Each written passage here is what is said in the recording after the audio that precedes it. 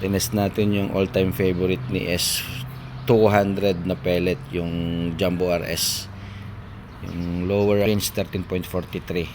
So around 40 yards sa 10 shots.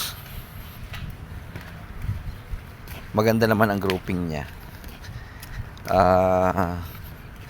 Expected ko na kasi ito talaga yung pellet na nakatono para sa kanya. Though yung 16 grains na FX at saka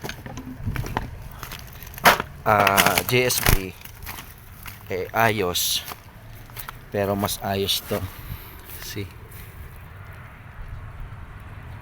sa 10 shots may isang flyer o baka shooter na yun.